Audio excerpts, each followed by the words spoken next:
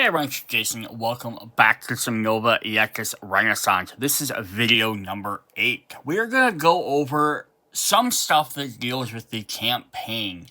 So I'm only going to say some stuff because I'm not going to show off every single card in the campaign or look through the plot book because I don't want to give spoilers. We will look through the prologue.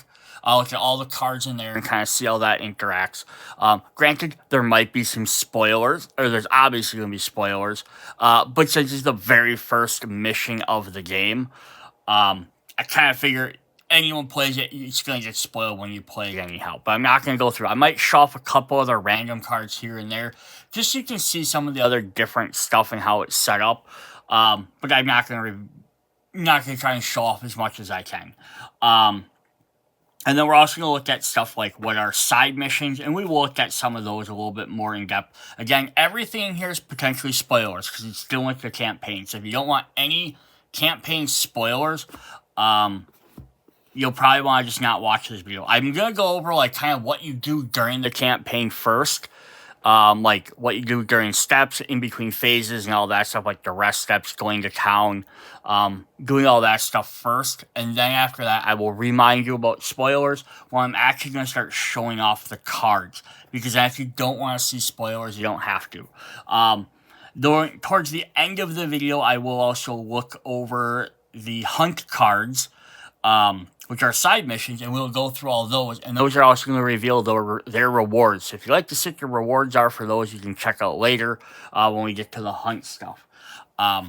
Yeah, and just in case for some reason you're hopping into video number 8 and you haven't checked out all the previous ones, just as a quick recap, again, video 1 was an overview of all the components. Video 2 is kind of like rules, tutorial on how to play the game. Videos 3 and 4, we went over the hero core box 4 heroes, and then the stretch goal 4 heroes. Video 5, we went over... Now I gotta try and remember what we went over in all these. 5, we went over all of the equipment cards. 6, we went over all the scenic elements. And in the last video, 7, we looked through all the different enemies. So this will actually be the very last, like, Nova Aetas Renaissance core box stretch goal stuff. So we went through all the different components, all that. Everything else is going to come after it. We'll have the Black Rose Wars crossover, which is also in the box, but it doesn't deal directly with this game. And then we'll also have another video where I'll show off some promos and crossovers from Black Rose Wars that come this direction, as well as some other ones from outside the game. And then there will be expansions as well.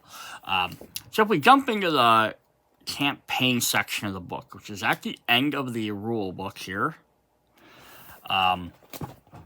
so yes, we want to kind of look at this. So it says, explains how the campaign works. Start a campaign is best to proceed to outline, blah, blah, blah. So there are 4 steps in the mission. A travel page, in which the party of heroes, if necessary, moves around eagerly to possible of making unexpected encounters.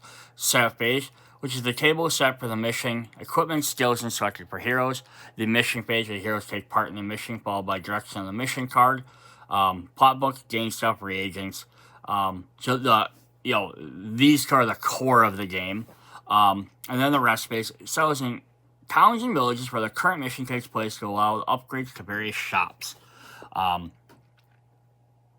far it says that you can either go make a photocopy of the campaign sheet or go print some out on their web store. Players may choose hero for the duration of the campaign. Take the hero's model, basic class sheet, basic skills, starting and destiny cards. All components of the Vasco need not be taken at this time, but all players should really consult them better to have the growth of their heroes. It's balanced with 4 heroes. If there are fewer than 4, you may decide to use multiple heroes each or hire companions. Easier to use, but will not level up. So, let's say if you're playing 2 players. You could each play 1 player, each pick a character, and then pick 2 companions. So you have 4 players, but your companions will always be a basic level. And we did look in the last thing, there are some ways to make enemies a little bit weaker if you'd like to. Or you could each play 2 heroes. On the alternate side is you could also play up to 6 players, and there are boards in here to play up to there. And then we saw the nightmare cards, which lets you make them more difficult for that reason. Should player want to join the game in the middle of the campaign, you use one of the heroes by building it from scratch. So the same amount of experience points accumulated so far in the party. In case no new equipment can be crafted, you'll have to wait for the next phase.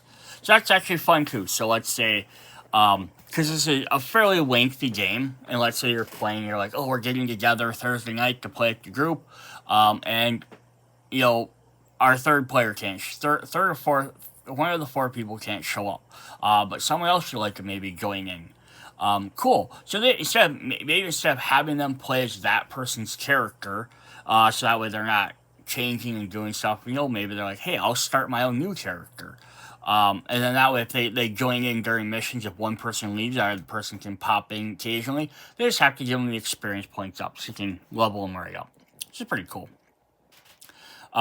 Take the prologue, not having skills as you have accumulated wealth to pay for them. Each hero in the non-campaign fills the corresponding section. Take the prologue mission and start it. So there's our sheets. You're going to kind of show what's all on there. So A is our treasury. This keeps track of your reagents and foreigns during the mission. Updating quantity time you gain or spend. Each reagent costs of buying or selling, which is useful during the rest page when a hero visits the market. Campaign missions. Progress information such as the name of the next mission in the town will take place for managing next travel phase. Inventory, we know equipment cards or rewards obtained by the party not tied to a specific hero. So, like, if I'm playing Rebecca, I don't have to necessarily list that she got a new card for her, because I'll always just keep her cards to the side. But if I picked up, let's say just a sword, I could list it there, so that way we know we have that. Achievements, mission card, or plot book instruction to gain an achievement card that is not assigned to a hero. Note its number in the section of the campaign sheet. A lot of that stuff is just so that way you can find it again if you reset the game. Available hunt missions. After you're successfully undertaking a hunt mission, you can note here the name of the prey and the ID on the right corner. The prey is marked here can be faced again by playing their hunt mission. So it'll make it so you can keep playing those again. Because they have multiple rewards. Active side missions. Whenever during a travel phase you decide to accept the side mission, its title must be noted here, while the square on the right can be noted. Its ID, normally after playing a side mission, must be erased from a section. You have a maximum of 3 active side missions. So that's apps. So let's take a look at what we've seen so far. So we've seen our treasury, keeps track of all our different reagents, how many we own, and plus the buy sell just as an offhand. Our inventory, our achievement list.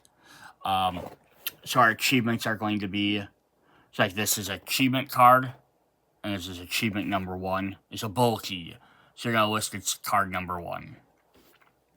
And throughout, going all the way through the expansions, or stretch goals, there's 36 of them total, so there's quite a few of those. Campaign missions, so if you're doing any of them, keep track of those. Available hunt missions and active side missions. So we do have these extra cards here for side missions, so they'll keep track of some of them. For example, just looking at this one, because it's one we're going to look at anyhow. Blood Red Honey, you can mark this as the 2/7 side mission, bear hunting, active side missions. So if you're going to try and hunt the bear, you can do that. And then if you actually get the hunt for him, you can then list it so you can go do that later.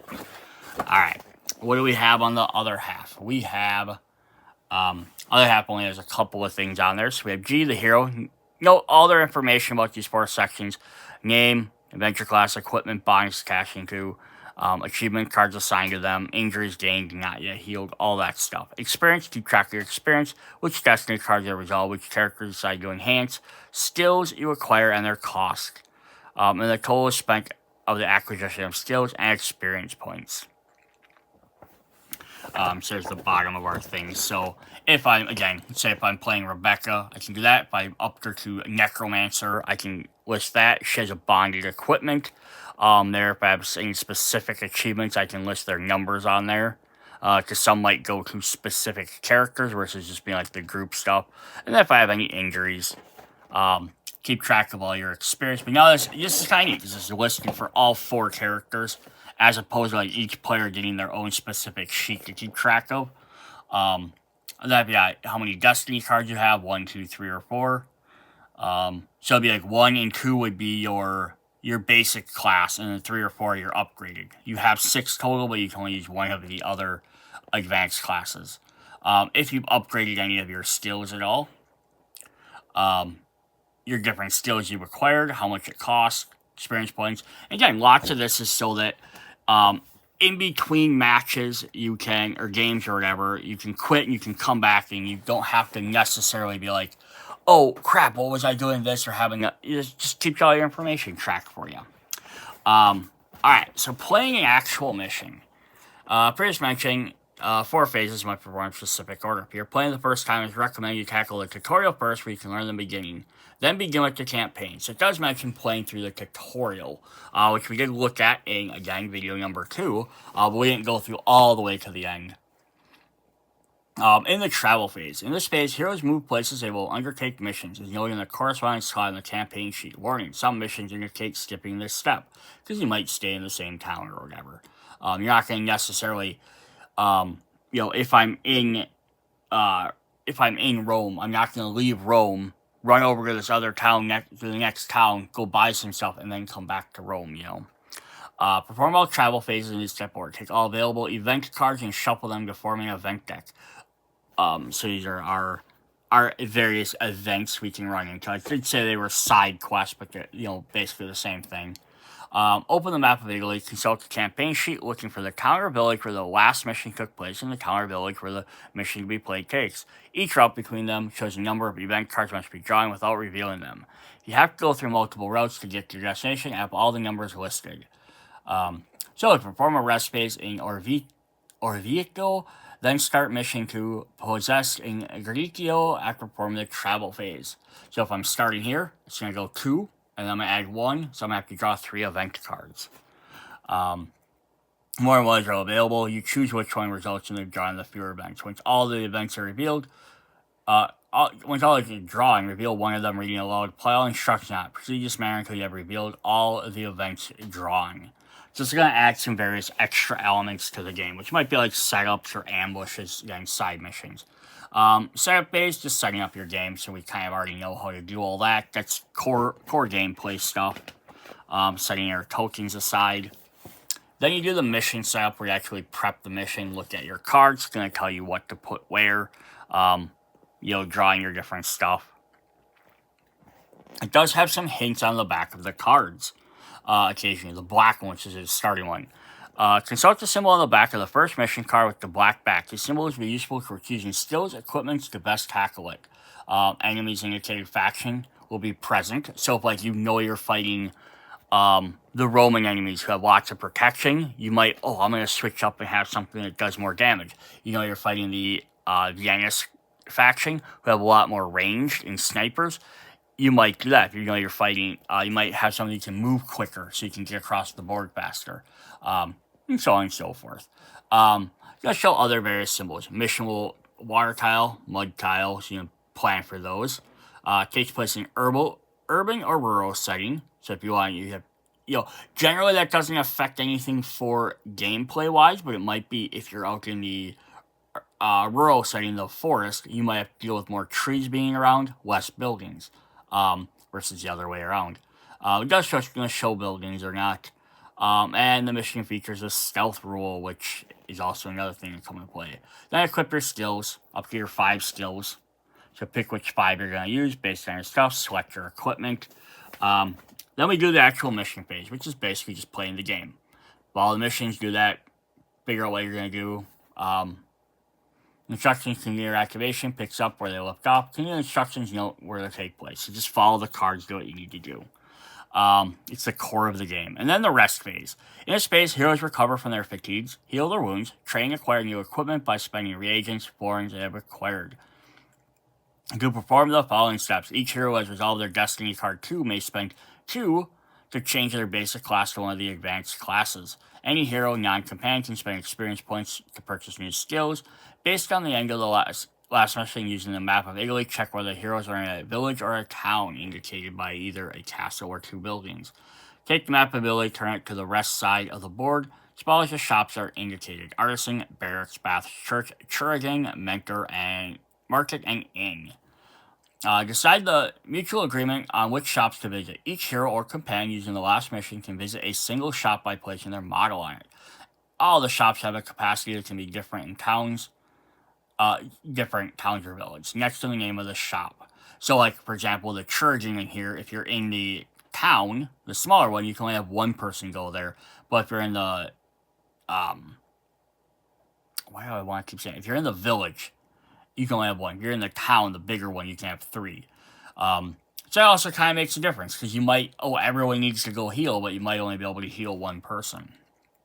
Or preferred by the shop, each player uses the effects of the shop that are in there. Effects of the service are indicated rest. Once all users are finished using the shop, they rest. Yeah, so advanced classes, just pretty much swap between them. We've already kind of looked at that. We know what that does. Crafting equipment. At least one hero visits the artisan shop. I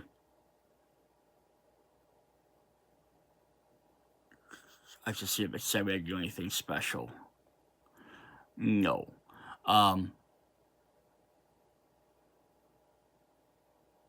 Alright, once a hero visits the artisan shop during the rest phase, they can craft equipment using the formulaic cards. We saw those in video 5, I believe. The launch regions are available, and a single hero can craft many equipment as they wish, not only for themselves, but for all the heroes. They can only create formulated advanced equipment of any advanced class, not just their own. So that's kind of neat. So it's like, yeah, you might need to heal or get rid of an ability, or you might want to go do this or that thing, look at some of the other areas. But for the crafting, only one person has to go there. You don't have to have everyone go there to craft their own equipment. Choose one or more cards from the deck. Delete the things on your campaign sheet, mark newly crafted equipment, which will be available for the heroes. Keep in mind that you can only craft an equipment of a number of times equal to the number of formulaic cards it represents. So if an equipment card only has one card, it's already marked, you'll not be able to craft another one. So like lots of the potions or oils and stuff like that might have multiple copies, but most of the armored equipment only have one. So you're not going to be able to deck your team out in like all the same armor. And end of the mission. Conclude the rest page marks the actual end of a mission. The mission takes place in the same way. Remember, the title phase and rest page will not always be available. This happens, simply move to the next phase until the mission ends. So, yeah, very simple there. Take a look at our map here. We have a big, giant map. So we have Venice, Modia, San Marino, Lucca, Scythia di Castello, Azero, Siena, Godo, Tandio, and I'm probably butchering all these names, Perugia, look down here, we have Assisi, Te Prete, Spoleto, Orvieto, Greco, and Rome. So the big ones are your towns, small ones are your villages. So you're gonna, move in between each of the big ones. So the 5 big ones and all the rest are small. If we flip to the back side, we have the rest board. So we have a churching, barracks, a church, a market, an inn, a baths, an artisan, and a mentor. So here's just again specified. So what did each one do for us? The churching. Visiting the churching is the only way to get rid of an injury received during a mission. See the injury rulebook. Select one or more injuries assigned to your heroes on the campaign sheet. Pay the healing costs and foreigns by erasing them from the campaign sheet. Move any injuries paid for the cost. For the barracks. In the barracks, you can temporarily hire mercenaries or called companions. To help out in the next mission be faced, see the companion rulebook. You can hire up to 3 companions. Pay the cost of foreigns for each companion hired on what skill you need to have next 0 to 3. Companions of the next mission. Until companions companions play the next mission until the end of the next rest phase. So it is interesting there is because if you play a mission and then the next one skips the rest phase and you go right into another mission, they stick with you. You can keep hiring the same people as well. We have the church. Heroes may find spiritual comfort in the church by leaving a small donations for the poor. Each hero visits the church and may pay 4 florins, erasing them from the campaign sheet. If they do this, start connection with the blessed token.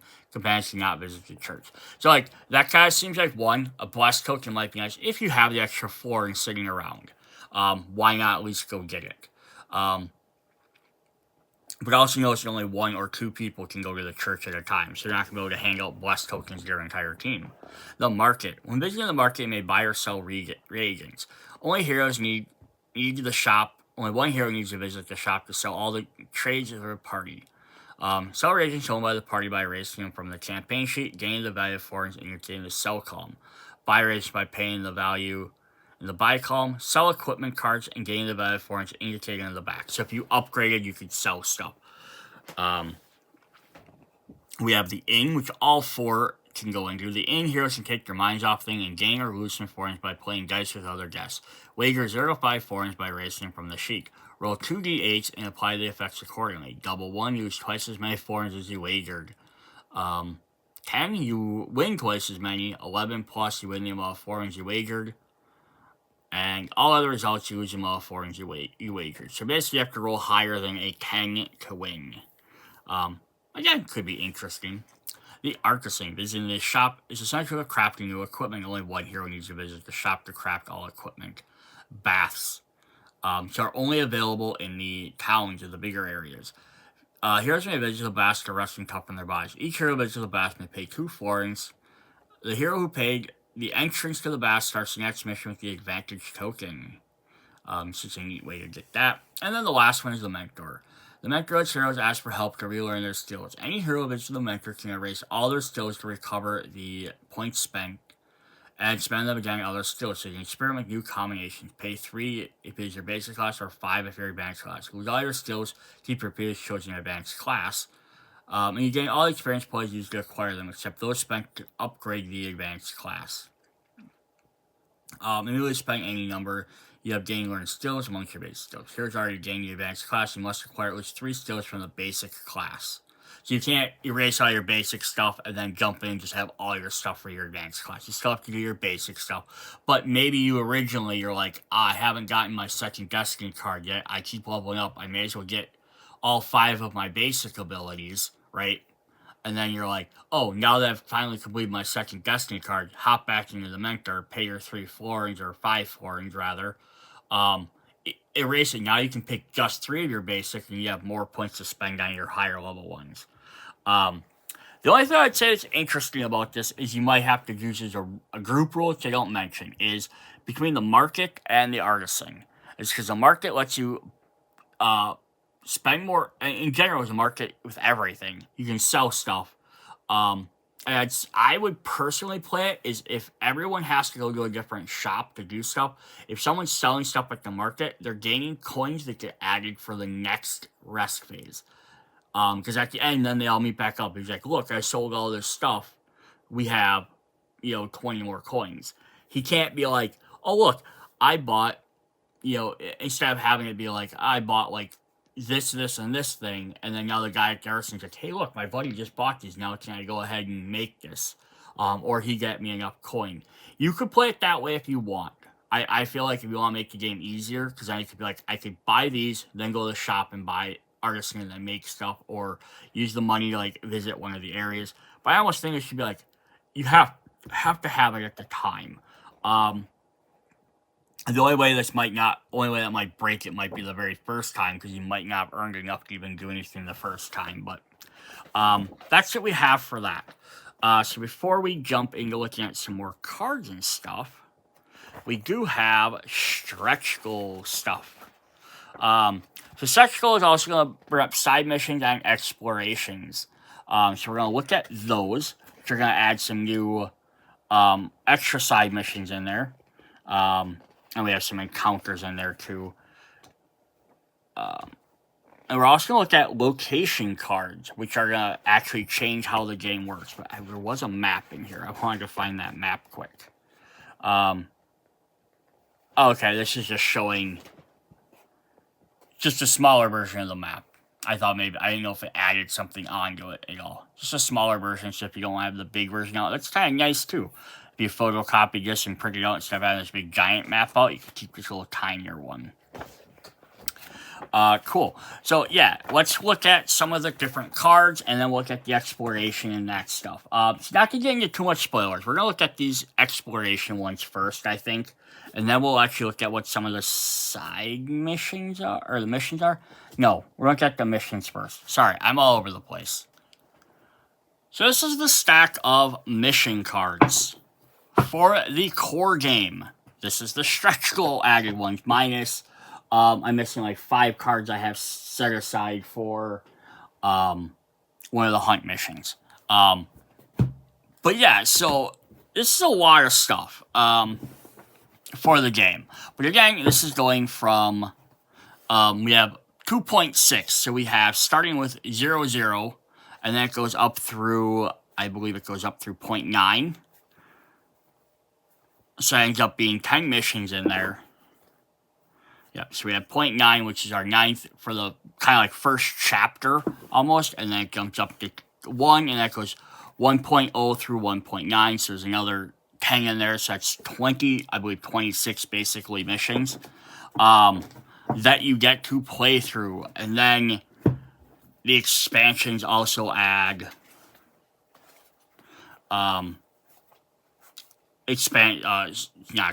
stretch goals through adds 4 more, plus it has some hunt missions in there. So we actually get 3 full hunt missions just in the core box here with all that stuff. And the cards, looking on the back here, they can have 14 at the end of that one. So if I find one at the end of one of these, so like that one only has 6. So they're going to be different lengths, different things, and that's 14 again.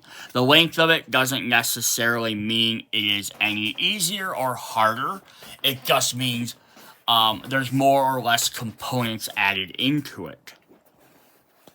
So we did want to look at, fully go through the prologue one. So again, kind of spoilers here if you don't want any other spoilers for this. But again, it's the first mission, so as soon as you start the game, you're going to see it. So we start with the black one, which is going to show we have enemies from... Does that actually show me my enemies? I think that's just showing me... that might be Vienna's enemies. But we're going to be in town, and we're going to be buildings. So now we flip it over, and it's going to show us who we're specifically fighting against. So we have 1 Stratodoc, 1 Arquebruiser, we have a ladder, a tree, a house of 2 and 4, or 4 by 2. We have tiles, 1B, 5B, a lever focus, and a focus point. And then your heroes are going to be the stars. I'll tell you where to place them. The red is just Strata, the green is the Arbitrator. And that says reveal card number 1. So then you can find card number 1, flip that over, and that's going to show you how to set up the map. So you're going to put your building on there, on that tile, the big tile. Character center, a small one. Focus point in front of this door, which you should have like a... Now, there's going to necessarily be a door on the map. Lines up, there should be. So like this outside one has one there. If I have a city one, I think these are all outside ones. But I think they all have the door on the same side. So it should line up with the door. If it doesn't, you have your building turned around. It's not that big of a deal. Put the ladder on the one side, lever, and there's your 2 guys, and a tree. So you do have the tree there, so like you have to go around to get to that. Horogrim starts at 5 o'clock. Your heroes start on Capricorn, and the other guys start on Aquarius. Now this can definitely be various changing around the thing. And then it says read 001 in the plot book. So then you would grab the big old plot book here, which I have crap on top of. So you'll grab your plot book, and you would open up to that. And then you would read part 1. So that goes through all that, and then it's going to say reveal card number 2. And I'm not going to spoil all the stuff in there. We're just going to kind of look at some of this. So prologue 2. Flip that over, and I was telling you what the actual mission is. So heroes is to enter the house. That is your goal. Enemies, attack the hero. Heroes defeat condition. If at least 3 heroes are KO'd, read 0.04. So that's your mission, then spot number 4. Mission actions. Cost 1 time to pull the lever, only if it gets to it, read number 16. And then one time on the focal point, the green one, enter the house, read point 2, then start the mission. So now you know what you're trying to do and what actions you can perform. You can either pull that lever or you can enter the house. So you're going to start the mission and you're going to do stuff. So you don't reveal any more cards. We have 5 more cards here. You don't reveal any of them until you find one of them. If we defeat, we get number 4, which is basically, despite being you lost the game. Heroes gain stuff, gain their loot. You gain no loot. They gain their destiny card. Discard all your former rest phase and roam. Start mission 1, burning maps. So basically, if after performing a travel phase, so basically saying you gain a level anyhow, even if you didn't win. Oh well, you gotta keep moving. It just wants you to keep going. That's kind of a neat idea. If all the missions are kind of like that, there might be pros and cons to winning and losing, but it's not, oh, you lost this mission. Replay this mission. Replay it until you win it. Because that that makes the game a little bit more fun to replay looking for the multiple endings. Because hey, we lost that last time. Can we win it this time? See if we can get something different. That says if you get one of the other 2, you're going to read them. And then each one's going to tell you to do something else. So I do want to look at number 2 where it says, enter the house. It's going to say just, you try turning the knob, the door is locked. You try pushing it, but it doesn't seem to bed. Continue your activation. So now it's like, oh, we can't enter the house. So now we have to go use the lever. But again, if we look at the map, there is a guy sitting in front of that door. So you have to get rid of him one way or move him to even be able to activate that. And that says go to number 4. Now, number 16. So I didn't notice. We went to 4, went to 2, we skipped 3. But what's 3 do? It has something different. They put some of these in random orders. That's why also now we're jumping to 16. Just so that way you can't read through all these, like step 1, step 2. Someone can't sit there and read the plot book and know exactly what's going to go on because they're all in various different orders. And there's always a possibility that some of these might not even have anything to do with this particular mission. They might jump back for a destiny thing. So yeah, we jumped. I just want to look at 16 here. So it says, remove the lever token and then reveal card number 3. So that's how you know you have to do that. So if we reveal card number 3, it's going to give us, it says replaces card 2. So now we're replacing that mission card with a new one. Heroes enter the house, see mission activations. Attack the heroes. At least 3 heroes are defeated. 4, enter the mission, read number 3. And that's going to tell you to do that. And they'll just keep pushing you along there. Then what it's going to have you do is then our next card is going to be card number 4, which actually takes you in the house. And this has some various activations you have to do. You can check under the bed to do this. You can check the wardrobe to do that. We do have another one, which gives us a horizontal one. We can check this door, window, and debris. And they're going to do various stuff there as well. And then if we grab the rule book, which I covered up, it actually kind of explains how some of these mission cards work.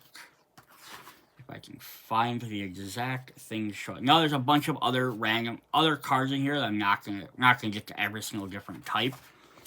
But we do have location cards here. So it says, these missions represent heroes exploring greater detail. Actions showing on the cards. Instruction missions plot book indicated hero can enter a location. Their model must be removed from the battlefield and placed on the card. As long as the hero's model is on the location cards, they can only use mission activations.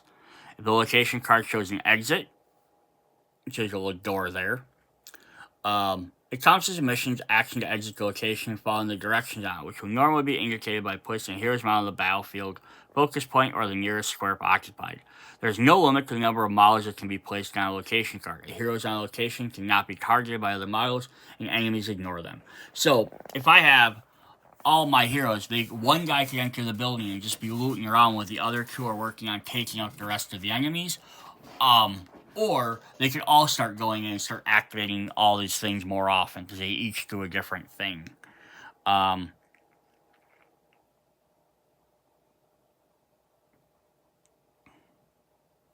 Yeah, and then we do have some like there's some that have like special mission cards.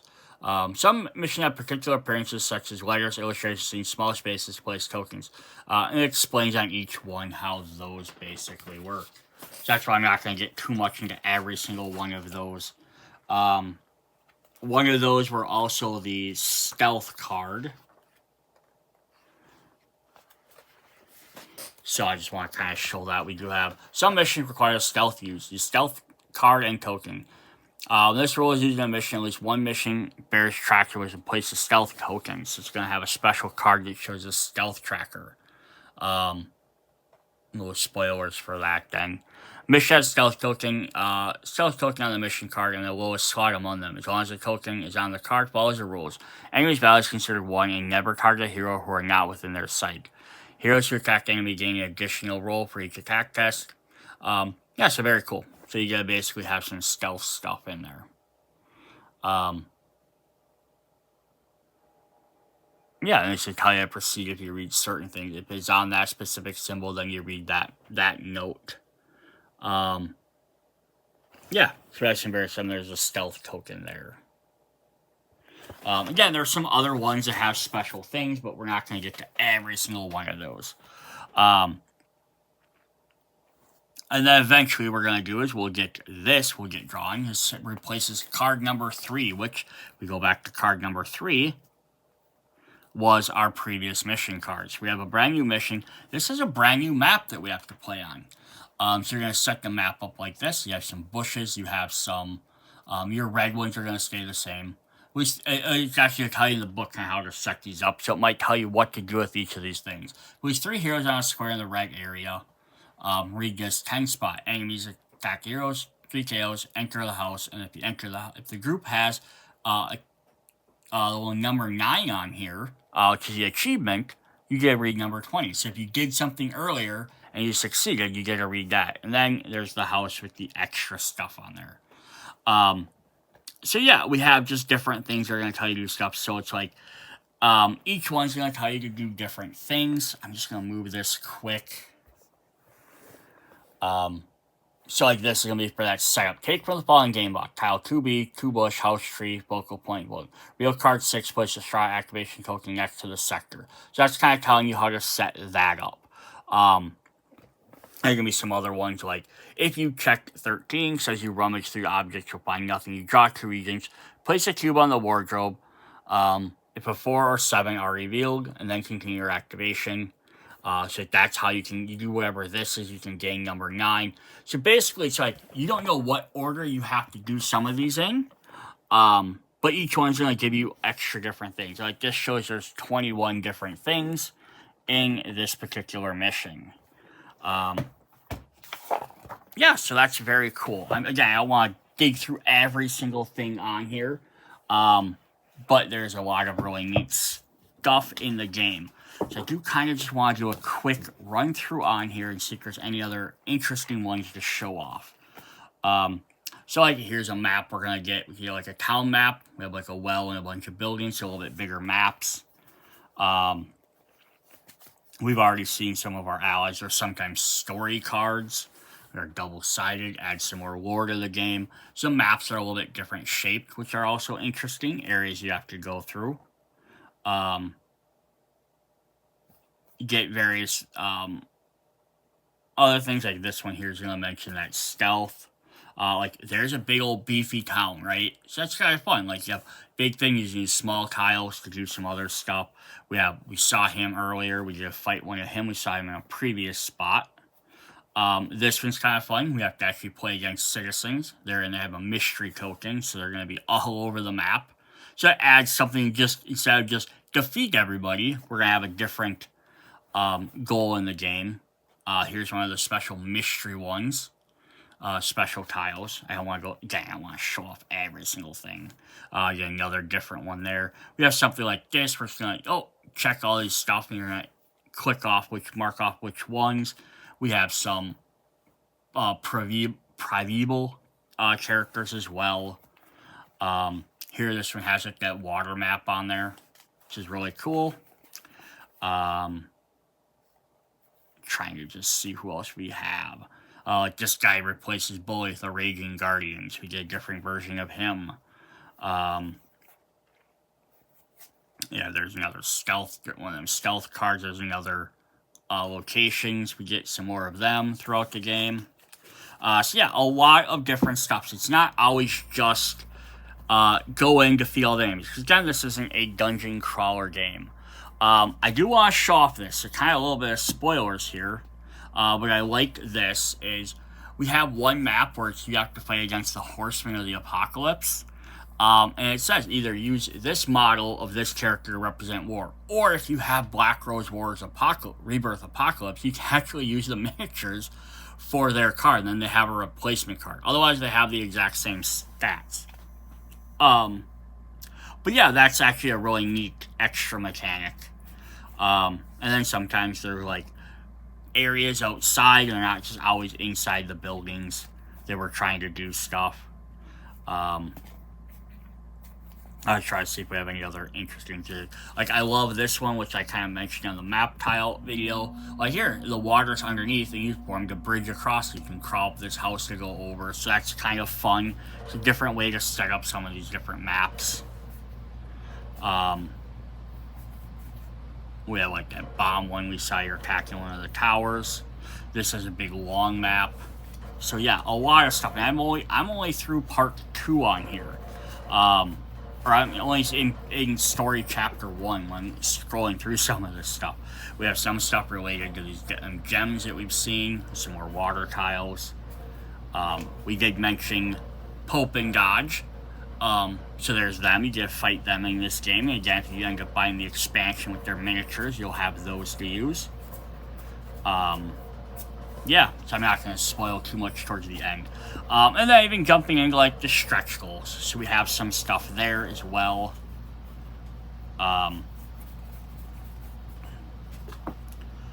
So this actually has back to Roca Civiete. So this is actually going to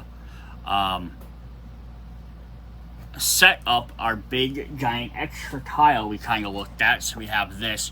Just sets up a big house at the end of the street. Is on our blue thing there, so that's kind of cool.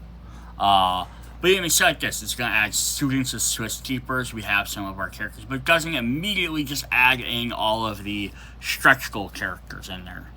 But we are going to use some of them. Of course, we have students. We get guys represent. That's just, it's a fun extra mechanic. Oh, these cards got flipped over. Yeah, we can use some of the other stretch goal guys with actual names, instead of just being,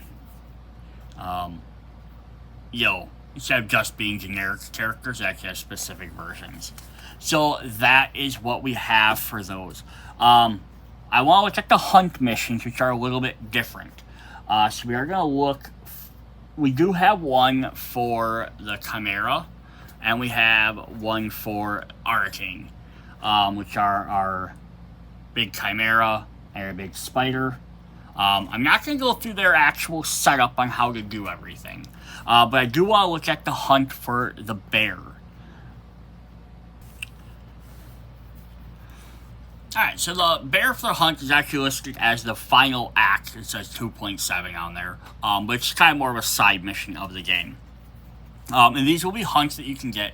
Again, we have 2 in the stretch goal parts. We have 3 in this box set, as well as there's other crossover stuff or promotions will add more hunts to the game.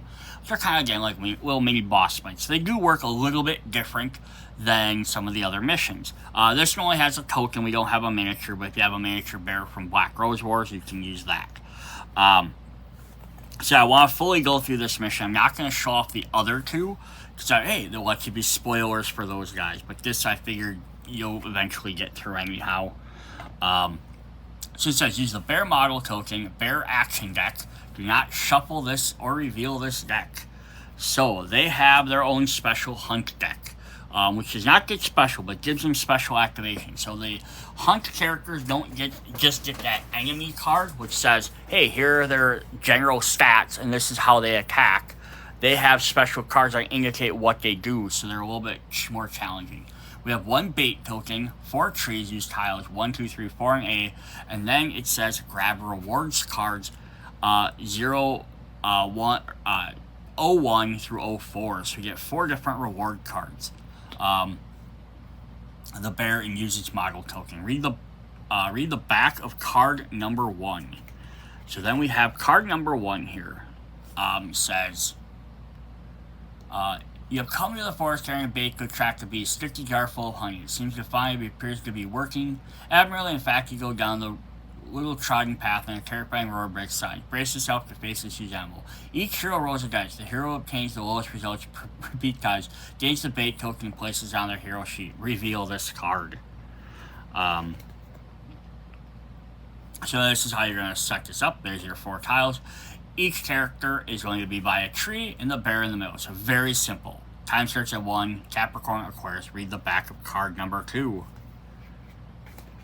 The back of card number 2 says, a huge beast emerged from the bushes with slow steps. The bear must have seen many winters, and despite obvious wounds in its mastodonic body, nothing seems to have bent it, making the de facto lord of these woods. It sifts the air and turns attention to whoever is carrying the full jar of honey. It roars noisily, starting a charge. Can you resist its fury? Reveal 3, then continue reading.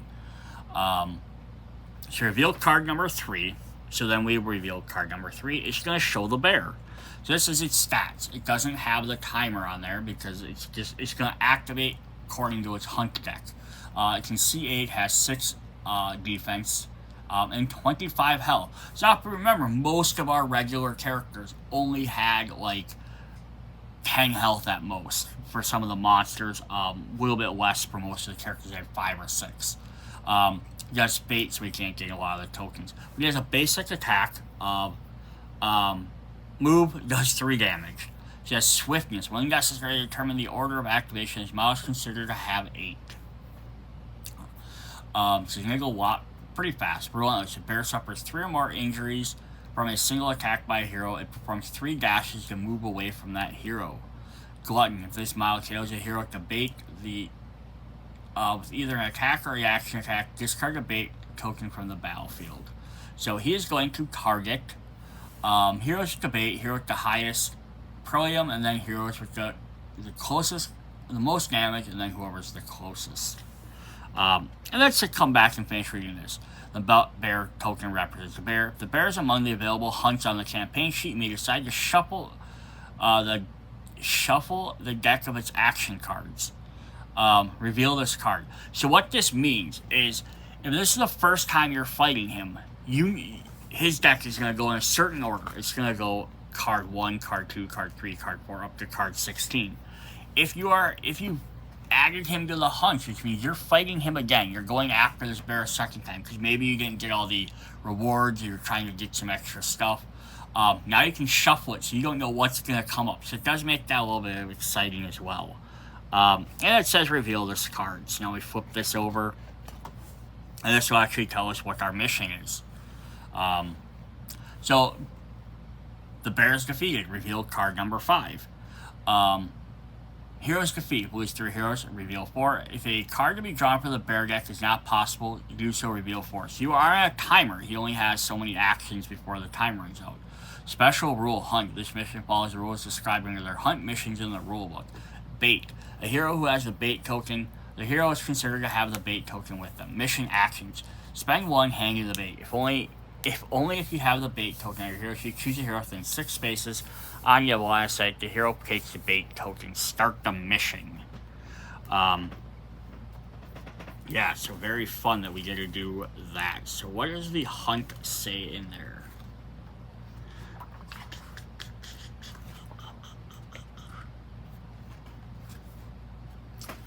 Alright, so if we look at the rulebook here, so some events allow you to play special missions called hunts, which we just saw.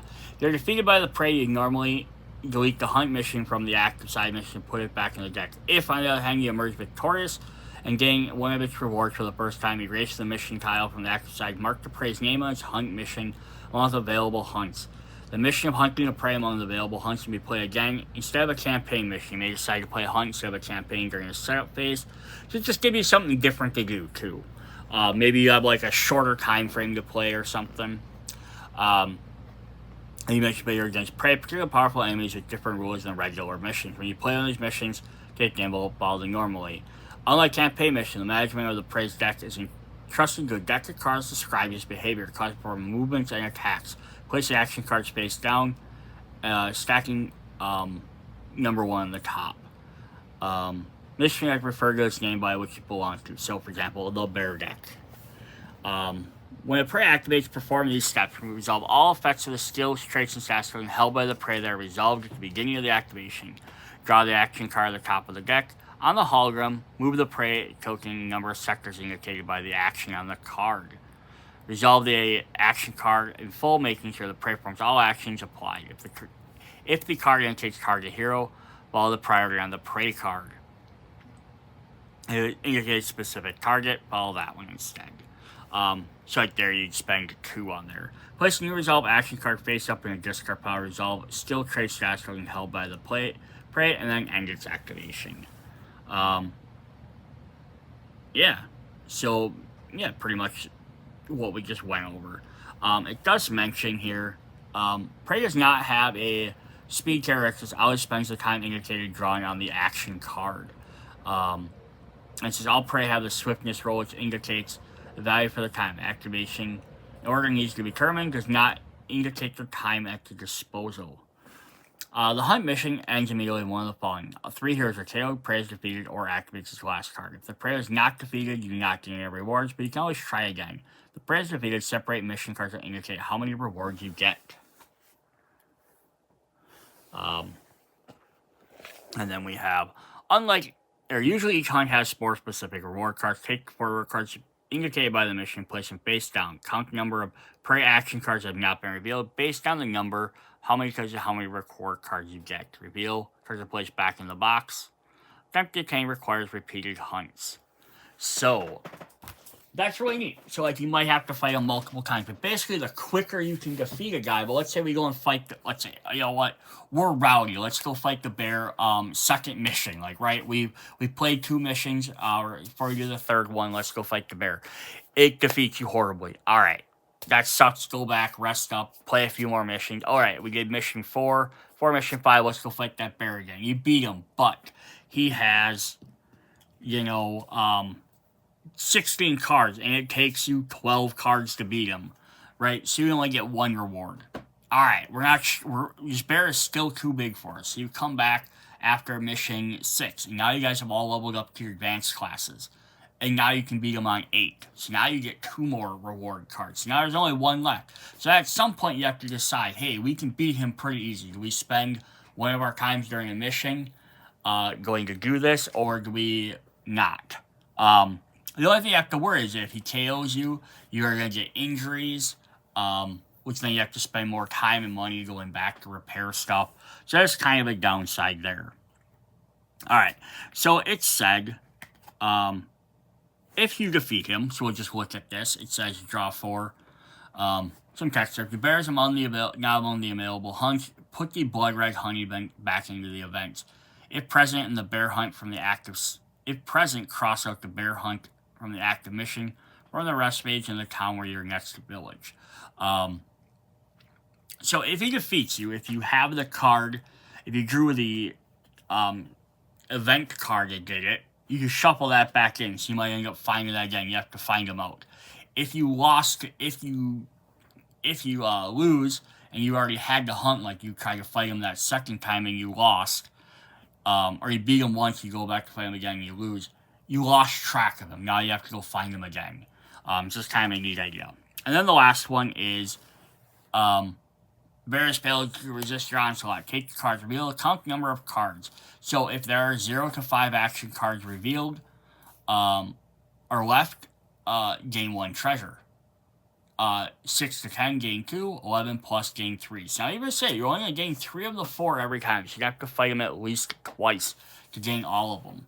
Party gains reveal cards, note them on the campaign sheet. Remove the event deck, blood red honey from the event deck so you don't fight that again. Cross out if present, cross out bear hunt from the active side mission because it's not active anymore. Note, bear is in the available hunt section of the campaign. Ignore this if bear is already in the available hunts. Perform a rest phase. So very cool. Alright, so let's go ahead and just take a quick run through on what his deck is.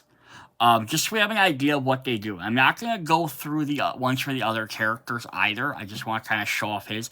And I'm not going to read through everything, so if you'd like to pause it, you can. I just kind of want to show kind of what the idea is. So, like, we have charge, cost 2, bear plays up against near the target, performs the following attacks. It gets this and it does tackle. Then we got the slash, moves towards target, becomes adjacent, stops performing the following attack. It does some bleed. Does a slash again. He can do a grab. He's going to try and grab your guys. Can do a bite. He has apparent death. So he can reveal some extra stuff to kind of feigns death. He has a roar. Each character gets stunned, so he doesn't actually do an attack. Places itself next to the target and then discards 5, so he's going to heal up. He has a charge. He has another bite. So some of these end up having the same effects repeated. Because they're animals, so they're going to kind of do the same thing. Charge, grab, and then finally another bite. Yeah, so very cool there. I am, however, going to reveal all of the treasure cards. You know what? We will save them. Nah, we'll go ahead and show them off. Nah, I'm not going to. I'll show you the names, and then we can call, if you'd like to see a video spoiler, we can show them off. So we have Ranger Vest, Boots of Fury, Fangs of Blood, and Enchanted Honey. So those are what they are. If you want to see what they are, we'll do a separate video later showing off all of the reward cards. Just that way we're not spoiling everything. So we have like the Chimera. He's going to have some different attacks like Blows of Fury, Roar, Inside the Den, Licking the Wounds. And his rewards will be Lion Bow, Snake Hood, Armor of Vengeance, and Mace of the Ages. For Arachne, our big spider, she's going to have some fun things like Swarm of Spiders, Infesting Webs, and she actually gets some like new tiles and stuff to play. And then she's going to give you a Carpe Shield, Care of the Jinx, Sting, and Black Widow. So it's a cool way to get some of the extra neat weapons. Then we do have rewards tied to other missions. By playing other certain things. We can get all these different rewards by doing different quests. So we have 1 through 16 for various other side missions, and then we have 1 through 5 for stretch goals. And again, we're just going to kind of look at the names of these. Wolf Dagger, Blood of Gaia, Feral Helm, Old Cloak, Root of the Mother, Crown of Shrubs, Shard of Power, Crystalline Symbiont, Scrolls of Oblivion, so we have a new magic trick, Druidic Sickle, Da Vinci's Bombarda, Da Vinci's Grappling Hook, Lion's Claw, Pastoral Ring, Crusader Shield, Bitter Rest, Honorary Degree, Butcher, Flower of Rario, Rotten Head, and Arm Watch. So yeah, I'll do a separate video going through all of those. I just don't want to spoil too much, and we're already getting pretty deep into the this video.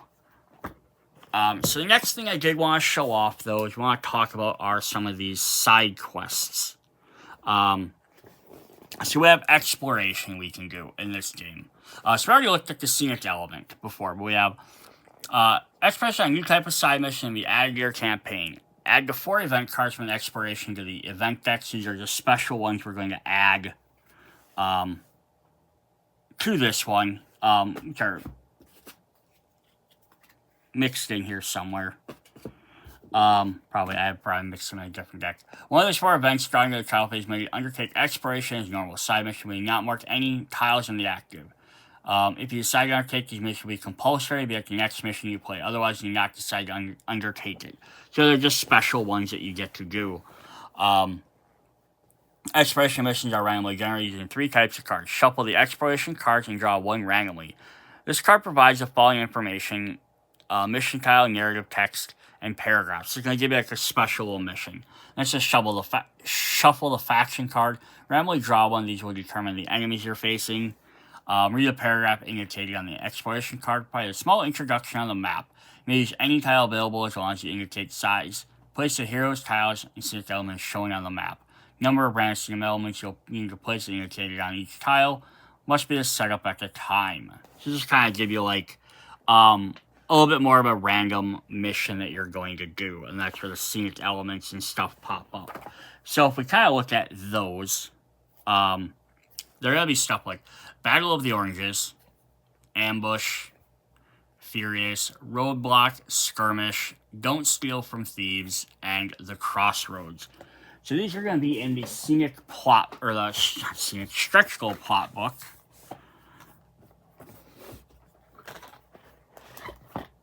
So if I jump into those, oh, whoops, they're in the stretch goal book. I don't like that they did that. Yeah, side missions in the exploration book. So I have to probably cut these out and add them into the book. So if I look at Battle of the Oranges, it's going to set up. So, hey, we're going to take, here's the map. We have 2 different random tiles. Here's some enemies that are going to get placed. We don't know which ones. So it kind of ends up being more of an open-ended mission, right? Draft each model, ignore the horde skill for this draft. Drafting enemy each one. So you might get various enemies of different factions fighting together. Your goals on how to do all that. What you need to be doing. And then all the other different relevant stuff. So this one's going to be something like that.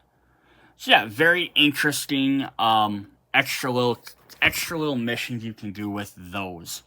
And then we have so it'll tell you which enemies you're fighting. I'm sorry, so you can fight any of them. But you use the Primeval and the Myth.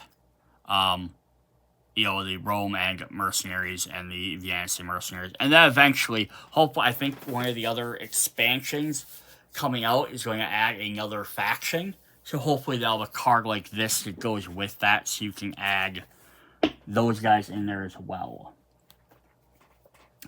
Alright, then the next thing we'll do a quick look at these event cards. And I'm not going to read through all these, we're just going to kind of see what they are, but again, potential spoilers. But yeah, something like this. Peaceful Journey. This card has no effect.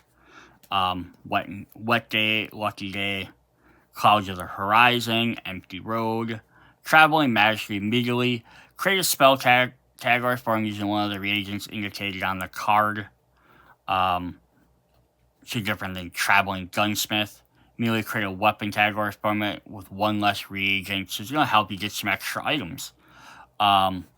Create potions, create artifacts. Amateur Astrologist. Have you do some different stuff.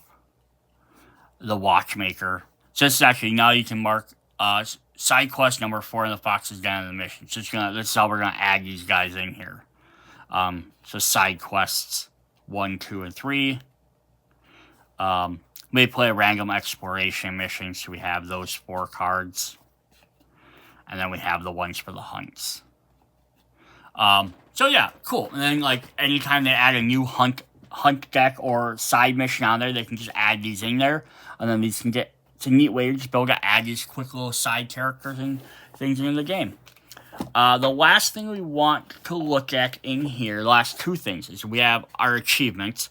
So again, I don't think I'm going to show these off. We'll save these if you want to see these during the, another video will do that. I don't want to go through all these too much because it kind of does a little bit extra spoilers for the game. But yeah, there's a lot of different stuff. And then there's the clues which go to the stretch goal one. They'll have a little lock on the back. But yeah, if we want to do that maybe with the mission cards, we'll do that. So the last thing we needed to look at were location cards, because these are actually really fun. You may wish to use these cards in your campaign to have more variety of the rest phase. Each of these cards adds more customization to towns and villages where you perform the rest. If you are performing the rest phase, take a card for the corresponding town or village you are to perform this phase act in the upper left slot of the rest board. Indication, the location element changes to the shop. So it might have an arrow showing that it has, a shop is unaffected as described. Could have a -1. Expenses in the foreigns in the shop are either plus or minus by X, how it cannot go below 0. In the case of an artisan, the modification applies to the amount of foreigns indicated on the formula card. In the case of the market, change that applies both to sale and purchase of reagents. The shop is not available in town, so no here's to it. So that can also change up because you can just shut things off for you. As well as, in addition to the lower part of the card, shows a torch symbol. It means the catacombs on their sides, large, medium, small, are available in the town. The faction after the symbol indicates which factions are encountered. No faction symbol is represented. You may encounter any of the available factions. For complete rules to the Catacombs expansion. So, there's actually a separate expansion which then turns the game into a dungeon crawler. Which that's, I think, fun. The regular missions are, like, somewhat puzzles or determining how doing this thing, doing that thing. It's not just always defeat every enemy, but then the Catacombs turn it into a dungeon crawler to gain more loot. So we have 15 location cards, and then as potentially if they ever add any other areas, we'll get those. So on the back, it's got a little bit of description about some of the cards. So roaming the big areas. Each have their own, and then each one of those is going to show them circled on the map, which is kind of cool. Towns and villages. So we'll just do a quick look at these, and this will be the last thing we look at for the video. So like if you're in Rome, church costs a little bit less, baths are cheaper, inn is cheaper, market costs a little bit more, and then you can have a catacomb, medium, large size catacomb down there. And then if we go to Venice, so there's this new symbol here. So this is the new faction, which I don't know what that faction is because that's the catacomb faction. So Venice, either said your intriguing, your art are a little bit more expensive, but your marketing artists are a little bit cheaper. If we go to Orvro, there are no baths. I don't know why. It's a stinky place, I guess. Perugia, no mentor in there, so you can't reset your skills if you're going to that one. So again, might also determine some of the area, which directions you're going to take. San Marino has no church. Greekio has no catacombs or baths. Spoleto has no market or mentor. There's some of these, no Kurgan and Krapirka, no Kurgan church or mentor. Asasi, so, yeah, some of these are just a little bit different. It's kind of a fun extra aspect of the game. Like, do you have to use this? Absolutely not. But again, maybe after the first time you play through the game, you're playing through the second time to get a different outcome. This might be more beneficial because then now you have, okay, now that I understand how these all work, I can add these. It's going to change up the game a little bit. Ciclia di Castello, Arezzo, Siena, Luca, and finally Modena.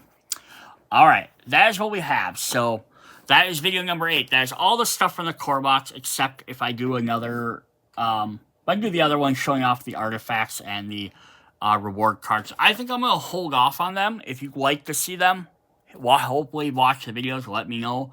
Yeah, we'll definitely jump in and show all them off. Otherwise, I'm going to kind of let them be spoilers. They are rewards. You get spoiled. You just see what's coming up. I'll show them off, like, when I do, I'll show off the rewards and promos or expansions and stuff, because that's determining if you want to buy those, because you might want that item or reward. But these ones will kind of let it be not be spoiled for you. Alright, that's what we have. See you guys later. Bye.